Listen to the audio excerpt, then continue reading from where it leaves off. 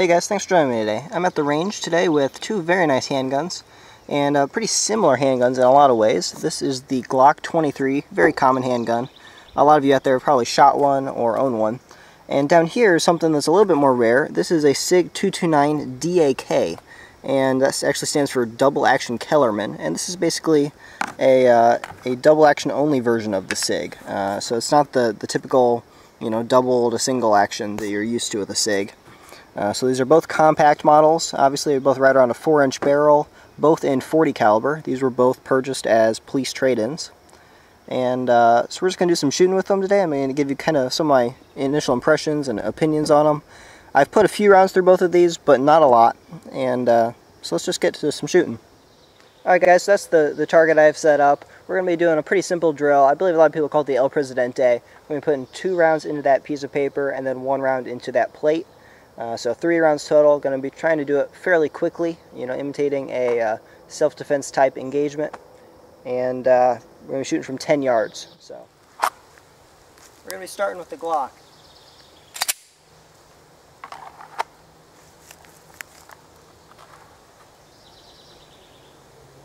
Stop.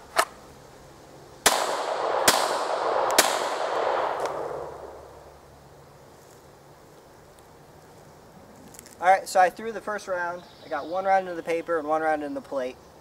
First time running the drill. Not too bad. Stop.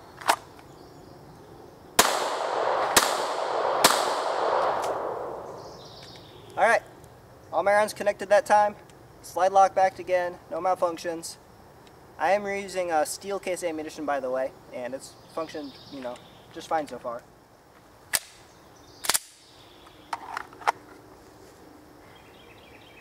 Stop!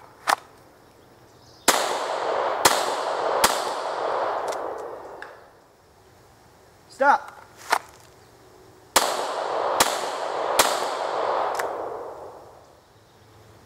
Stop!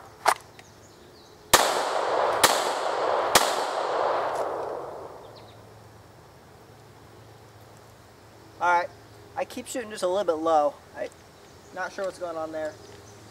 I may need to be aiming just a little bit high. I haven't shot the gun a lot.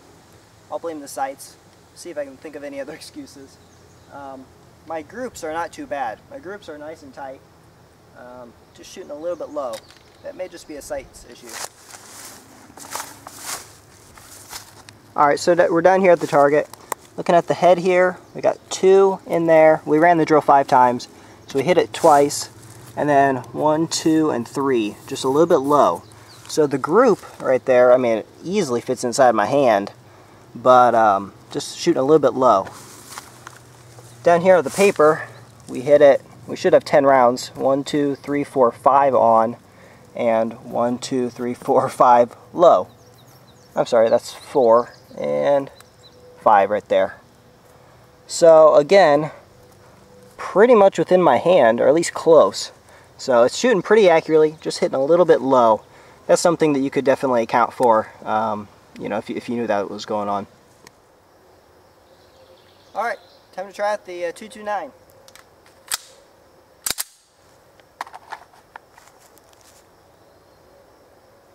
Stop!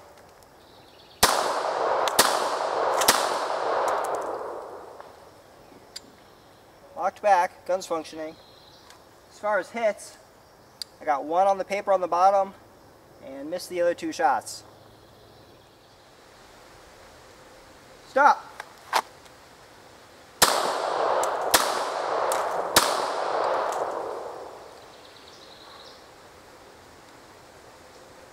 Alright, hit 1 on the paper, 1 on the plate. I still threw a shot. You got to pay attention to the trigger a little bit more on this. It's a little bit longer pull. So you gotta have a little bit better trigger discipline, I feel like. Alright, so this time I'm really going to focus on my trigger. I'm going to really make sure that I reset that trigger after each shot.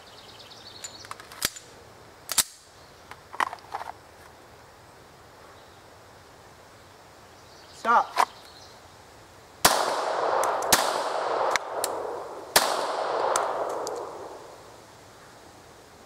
Got all my hits. feel like once you get used to this trigger, this really is a very nice gun. Drop it!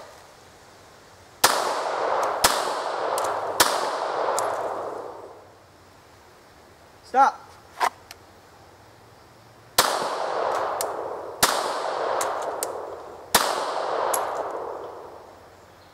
All hits. I slowed down, made the hits happen. Let's go downrange and check out the target. Alright, so downrange, we ended up with 3 hits on that paper plate.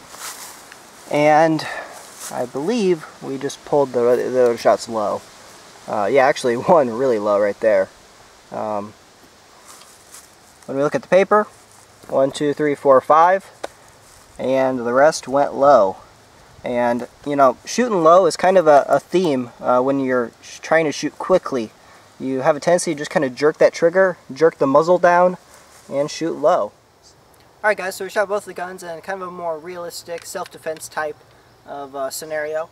Now I'm just going to put a few rounds downrange, slow fire, and just see, you know, if you're at the range or you're practicing, you know, taking longer shots, how accurate can you be with either of these guns? I think the biggest difference with this, as with the defensive drill, is really going to be trigger. The Glock trigger is, you know, that striker fire trigger that I think a lot of people are very familiar with by now. You've got a little bit of take up, you can tell, a little bit of take up, and then a break. It's right about a 5.5 pound trigger. You have a nice reset, and then a nice break again. I do pretty well with the striker fire triggers in general. But the proof's in the pudding, so let's shoot a target and see how I do. Alright, 5 rounds, still shooting at 10 yards.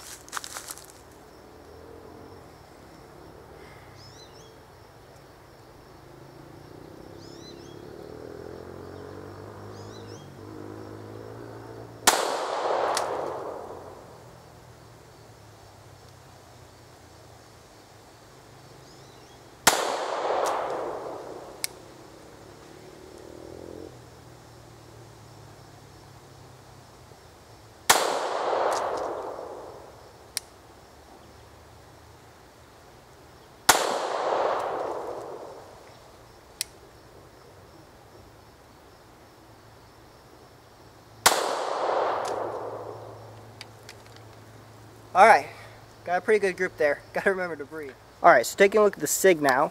This is a DAK trigger. It's going to be more like a revolver. So you have this long pole, very smooth, and then it breaks all the way at the rear. Gun cycles, you come out, you have a reset right here. Now that's not fully extended. Out there is your full reset. So you come out, you have a click right there. Now on this gun, you can pull the trigger right here. This is a little bit heavier trigger pull than the full pull. So pull again from there, cycles, you can reset to that first reset and have a little bit heavier pull. If you go all the way out to that reset, then you have a little bit lighter pull. So that's one of the things about this trigger. It's not a bad system, but it's just a little bit more complex. And so I think some people don't fully understand what's going on here. So you have your first reset, and I forget off the top of my head, I'll annotate. I believe this is like an 8.5 pound pull. You go all the way out, and this is like a 6.5 pound pull. I prefer shooting from that first reset. I like a little bit shorter pull.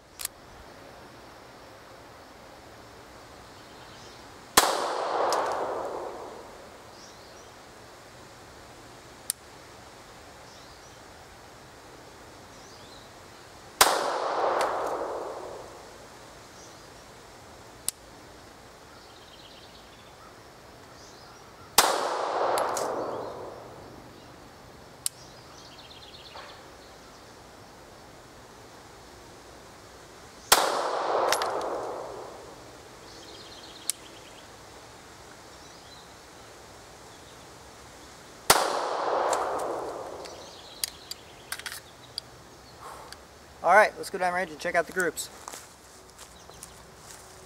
Alright guys, so downrange, taking a look at the results. Over here we have the Glock, and over here we have the SIG. And so taking a look at the Glock results first. I just have this knife out for scale. This is a Benchmade Mini Presidio, about a 3-inch blade. So you can tell kind of how big the group is there. And I am hitting a little bit low. And so what that kind of tells me is that when I was shooting quickly and hitting low, that wasn't because I was jerking the trigger. That's really just because the sights are set up to where I'm hitting low. Not a bad group though. When we look at the SIG group, very similar actually. I think just a little bit larger group, but they're both very acceptable. And this one I'm hitting dead on. And so what that tells me is that when I'm slow fire and hitting dead on, when I start hitting low and when I'm shooting faster, that's because I'm jerking the trigger. So I think there is a tendency to jerk the trigger a little bit more, at least for me, with the SIG when you're trying to shoot it quickly. With the Glock, if you just get your sights on, I would have been hitting dead on with all of those. Alright guys, so I'm just going to kind of give you my impressions of the gun to wrap the video up here. They both shot pretty well, and they're both very nice firearms. I personally lean a little bit more towards the Glock, but I know a lot of people that lean a little bit more towards the SIG, and you know, they're really both very nice, and there's not really, you know, one that's bad and one that's good. They're both good. So the Glock, the grip angle is going to be a little bit different. I actually like the Glock grip angle a little bit better, but that's kind of personal preference. The trigger I like a little bit better. I like the striker fire a little bit better. But again, personal preference. The Glock's a little bit lighter weight, and so it does recoil a little bit more. That is offset by the fact that it has a little bit lower bore axis. It sits just a little bit lower in the hand, but it still recoils a little bit more.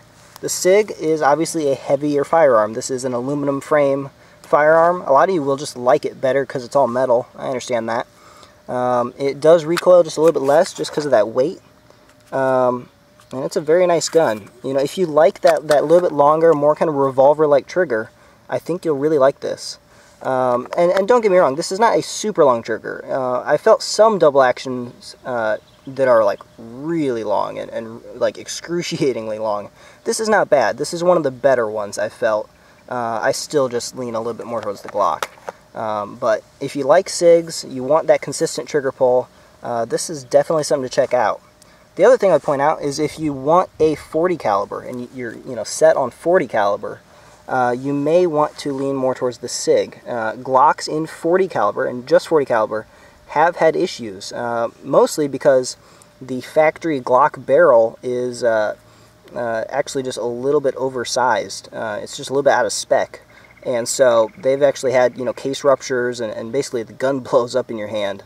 And, it's rare, but it has happened. I believe, there's credible sources out there that have had this happen to them. So that's something to check out before you buy a 40 caliber Glock. For me, I like the Glock because I can convert it to 9mm cheaper, and I really prefer 9mm. You can buy a Lone Wolf barrel for $100, throw it in there, get a new magazine, and you now have a 9mm. If you want to convert your SIG over, you can do that. You're going to have to replace the slide, the barrel, and everything, and that conversion kit costs somewhere around $300. So for me, I just convert them over to 9mm. I like the Glock a little bit better. But there's, that's kind of my opinion. They're both very nice. If you guys have any questions about either of these, feel free to leave that down below in the comments. I'd be happy to answer any of your questions, help you out if there's anything. So everyone have a nice day, and thanks for watching.